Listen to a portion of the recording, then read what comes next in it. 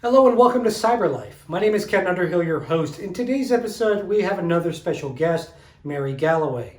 Mary's worked in a number of cyber roles over the years. She currently works at a very large tech company. She also has her own business on the side, and she works with a number of women's organizations, and we'll talk about some of that work today. Mary, I wanted to ask you about this Wicked Six thing I keep hearing about. What is that? If you don't know Wicked Six, wickedsix.com. It's where cybersecurity meets esports with a cause.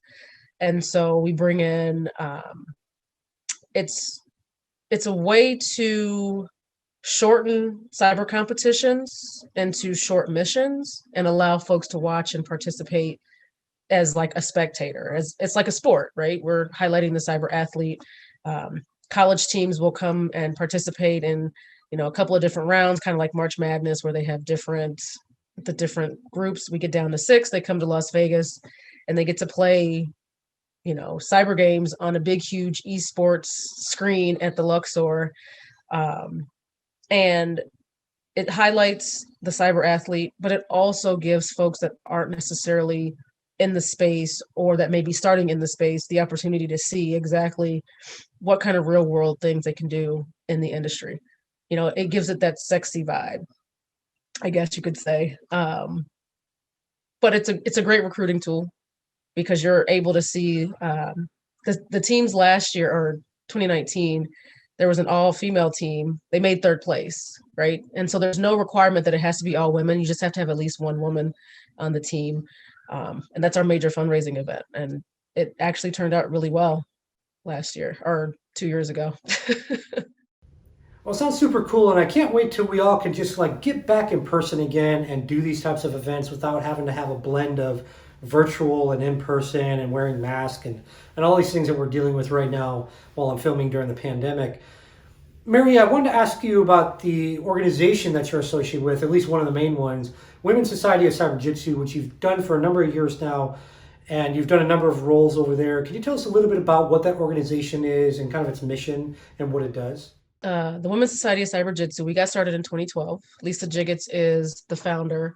And she started the organization to have a community for women to come and learn how to hack. So she's a hacker by trade, or penetration tester, the correct term. And she went to a few different meetups in the Northern Virginia area. And a couple of them kind of fizzled out because running an organization is difficult.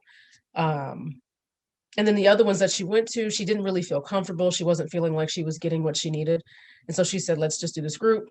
She did it in person in Virginia and it was virtual. And she had a bunch of women that showed up. And so she figured this is something, there's other people that want to get into this, that want to do this. And that's really how it started. It was Linux and Backtrack or Linux and Metasploit or something like that as the first workshop. And she was like, all right, well, let's do a study group next. And so that's how I came about 4 or 5 months later, the CISSP study group, because I had failed the first time. Now somebody was like, you should get into study group. And I had just moved back up to the Northern Virginia area. And from there, it kind of just took off, all these different workshops, reverse engineering and forensics. And, we've had SANS instructors come in and do some workshops. We've had some top folks in the Northern Virginia area come in and do things. And it just kind of grew into this big, huge Cyberjitsu tribe, a community, a support system to help women and girls enter, advance, and stay in the industry. We coined the phrase Cyberjitsu tribe because this is what we are. We're a tribe of women and men, because we have male members in the organization that want to see each other succeed and want to help uplift the folks to become, the best cyber professional, whether that's technical, managerial, policy, whatever area of cyber you're in. And so we try to provide those kind of resources to help with that process. Well, that's really awesome. And be sure to check out the organization. Just Google search for Women's Society of Cyberjitsu and you'll be able to find it right away.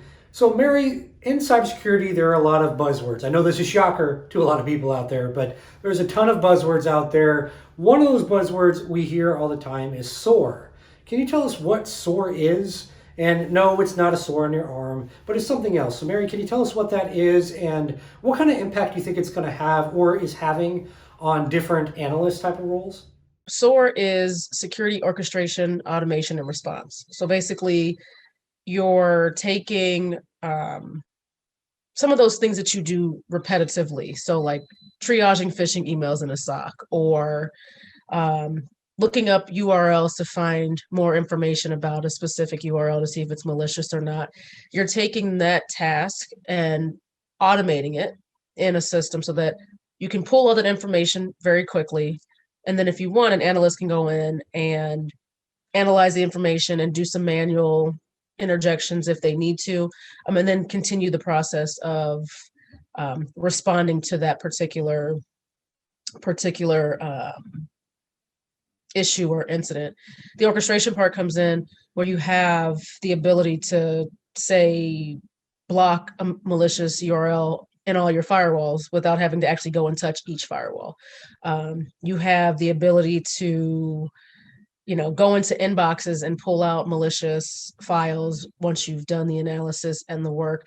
And so it kind of eliminates the need per se for human interaction, but you still have to have that human interaction. So even though you have SOAR implemented, a lot of folks don't actually get to the orchestration part because that's really difficult and you don't want to break anything. Like if I push something out to the firewall, it could break. And then now, my whole environment is exposed or whatever.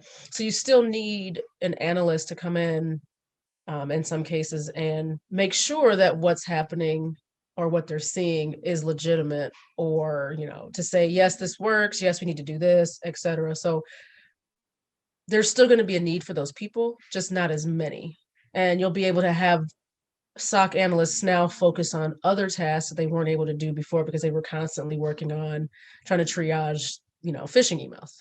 That's some great information. So, Mary, for those out there that are watching this and saying, okay, this cyber stuff, it sounds kind of cool. Maybe I want to do that as a career. What advice do you have for them? Definitely networking. Everybody says you got to network with people. You have to put out into the atmosphere what it is you want to do and what you want to get out of whatever type of job you're looking for, right? You can apply for a bunch of things, but if nobody really knows you, your resume kind of just sits at the bottom of the stack. It's like, whatever, toss it to the side. So networking is the first thing. And then if you want to get into cybersecurity and move around, I definitely would have some hands-on experience in whichever area you want to do. You may not get that on the job, but you got to use your outside resources. So cyber competitions, meetups that have the ability for you to get hands-on experience, because that's stuff you can put on your resume, right? I know when we were hiring at the casino, if somebody had that they participated in like CCDC or NCL or any of those different, even the non-college related competitions, we were like, okay, let's look at these people a little bit harder because it shows they took the initiative to actually learn some new skills or hone their skills. If you go to school, you can't just have, I went to school, here's my degree. You need to have something else in addition to that, because without experience, you're not going to get the job. You're not going to get in. And you need to be able to talk to that stuff. So definitely cyber competitions, whether it's on the offensive, defensive, mid-fensive, I guess, is the purple team, the folks in the middle. If you want to do secure coding, go find some secure coding trainings or competitions and add that to your resume, especially if you placed, because that's like, oh, this person probably knows how to do some basic stuff, so we can probably teach them. They're trainable. I think resumes are definitely difficult to get past whatever systems that are in place, but another good thing to have on your resume is whether or not you write blogs related to cybersecurity, showcasing what it is that you're working on. So if you're learning how to do Python, documenting your progress, whether it's with a blog or a vlog using YouTube or Instagram or whatever, and just show that you're doing other things besides just working, besides just going to school. So, can you tell me about any challenges that you've faced during your career? So when I first started in the industry, years ago, I worked for a company called Accenture in Ashburn, and I was the only female and I was the only minority woman. And it got to the point where I wanted to quit. I hated it. I told them, I'm like, I want to be technical. I want to like get my hands dirty. I want to pull cables and install routers and switches and do all these things. And they wanted me to be the secretary. My boss said, here, I want you to get the status updates for all these projects. I'm not going to give you anything else. That's it. And I was like, but I'm not a secretary. That's not how this works. And I hated it, right? I literally hated it. And then I finally got my first project and I was just like super excited about it. And then I didn't have any support on how to make the project work and how to get it to go. And I'm just like, this is my very first job in the industry. You know, I worked in retail and I worked as armed security because I needed to get a clearance and all of these things. And I don't know what I'm supposed to do. Looking back on that experience, though, I should have used that as an opportunity to get deeper into the projects that we were doing instead of being upset that they wanted me to, you know, do the slides and all of that, because that would have given me the opportunity to say, hey, this might not be right, and help those projects out, help them grow, help them, you know, change direction. So sometimes issues like that, you have to find the opportunities in them, because there could be an opportunity, right? The second time that happened was actually the second job that I had after I left from that company. I went down to North Carolina, and I like to get my nails done. Most of the time I like to have my hair done, and I like to dress nice. And they're like, you can't dress like that and do network stuff. I said, what are you talking about? Like, if I want to wear heels and pull cables, I can do that. And I had the hardest time getting them to let me be who I was and get the work done. And then they started to see, oh, well, she can do the work. We were probably just prejudging because the other girl on my team, she was a super tomboy. Like, she had her toolbox and she'll go out and change her tire or change her oil or any of that stuff in a heartbeat. And so they were expecting me to be the same way, and I wasn't. But I typically use those situations, that energy, to just go out and do better than what they expect. Because someone's always going to be a naysayer. Somebody's always going to try to pull you down. Somebody's always going to just be negative in your space. And so being able to take that negativity and turn it into energy to fuel you is how you get through those things. All right, question of the day, Mary. What should people be learning to make millions and millions of dollars just like you? I wish I made millions, but so we do have a girls program, Cyberjutsu Girls Academy, for middle and high school girls. We are trying to take it virtual because right now it's on the East Coast. But for those that can't be on the East Coast, I would recommend, you know, figuring out what you like to do, right? There's plenty of free resources out there for you to get started. But if you like to tinker with, you know, electronics, okay, start looking at YouTube videos on how to build an electronic to help in your house, right? Using the Raspberry Pi or using a Makey. And there's plenty of YouTube videos for that. If you want to create your own app because you think, you know, you can help save the world or something like that, go on Hour of Code, right? And start learning code and how to make apps and learning different languages. That's the one thing that we don't do enough of, is push coding, or at least just the knowledge of it, because there's so many things that run on like Python and PowerShell, and just having that understanding of how those things work is a great place to start. There's a group called, what is Bia's group? Girls Who Hack. Bia, I think her name is Bia Scilabs on Twitter. She's I think she's like 12, 13, something like that, out of Pennsylvania, and she teaches girls how to hack. So if you want to break into stuff, you know, join her group, or, you know, start following her on social media, because I know all the kids are on social media. But yeah, just dive in. There's so many different ways for the young women and the guys to get access to those free resources. And if you don't have a computer, try to go to the library, right? A library card is free. And they have a ton of resources in the library already for learning how to do tech stuff, cyber stuff. Um, Surprisingly, when I was young, I didn't really play in computers like most folks. I mean, I had this old computer box thing my folks got me, and it was like a typewriter, but it had this little screen. The only thing I remember is that I could pull up my birthday on this screen from the day that I was born. I was like born on a Tuesday or something, and it was the weirdest thing. And I only used it for that purpose, and I don't even know why I had it. But um, there's definitely so many more resources now. If they're in Girl Scouts, do the Girl Scout, the little cybersecurity badge that they have, start there if that's where they're at. Um, and then there's a number of organizations that I can share like in a chat or whatever, but definitely start with figuring out what you like to do. And if you're on social media, if you're on YouTube, if you're on TikTok, because that's the thing, figure out how those things work. How are people able to post and see the different algorithms and just figure that stuff out and start looking at it, and that'll grow from there.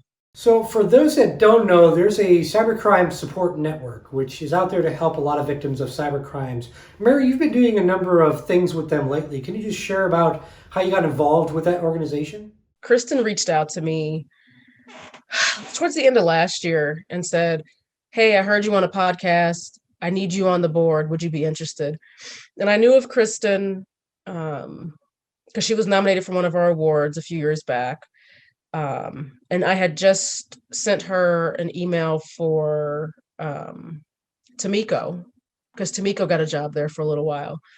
And so I was like, okay, cool. I was like, I can sit on another board to see how we can do things differently, etc. And when I got on that board, I was just like, holy crap, they've got it going on over here.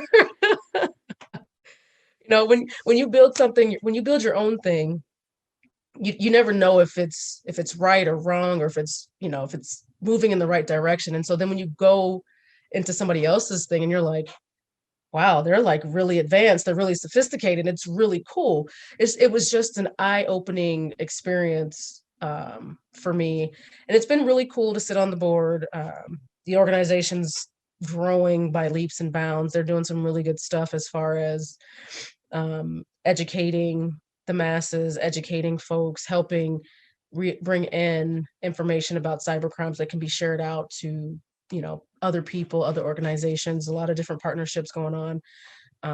So it's a pretty cool company. I like it, and it's a nonprofit too. So I think Kristen's doing a great job. Her team is doing a great job, and they have a bright future. Fantastic. Well, an excellent organization doing a lot of good to help people all over the world. Mary, I talked about earlier, you are also a small business owner in addition to all of the other things you have going on. So any advice for those watching that might be aspiring business owners themselves? Any advice that you can share with them? Get over your fear. I started this last summer, and I didn't really tell a lot of people because the type of business that it is. And it's like, but you're the cybersecurity professional. Why are you going to be doing this type of thing, right? But the reality of it is, working at the nonprofit, I've done their books, their finances the entire time. I've grown to enjoy doing that. I get to talk to customers. I get to help them, see their vision come to fruition, and help them figure out, okay, where can I find funds, or where can I cut back, or how can I bring in more revenue to my business? And so being able to help small businesses in health and fitness, influencers, the cyberspace, see the future is what drives me, because I like to help people, right? And since I've been doing it for so long, and then I have the cyber experience, and I can help them, I can actually help the small businesses become secure, because a lot of them don't have any clue about how to protect their customer data. I can help them through that process. And so just get over the fear of, we're always like, oh God, criticism. Oh God, I'm not going to be known as this superstar anymore. Oh God, I have to do blah, blah, blah. But in reality, you only have to do what's right for you, and what makes you feel good at night and when you go to sleep, and when you wake up, you enjoy doing it. And so if you want to start a business, start a business. Know it's going to be difficult. Um, know that it's going to take a lot of sacrifice.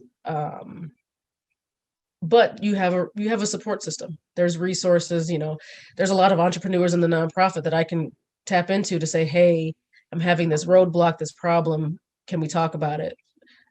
That's why building that network is really important, especially for starting a business, moving into executive leadership. And just don't be afraid. Just do it. Well, thanks again for coming on the show today, Mary. It's always a pleasure to talk to you, and I can't wait till all this stuff is over with so I can come back out to Vegas and hang out with you. Always have a great time doing so. Be sure to follow the Cyber Life over on LinkedIn as well as on YouTube, and check us out at cyberlife.tv. Look forward to seeing you in the next episode.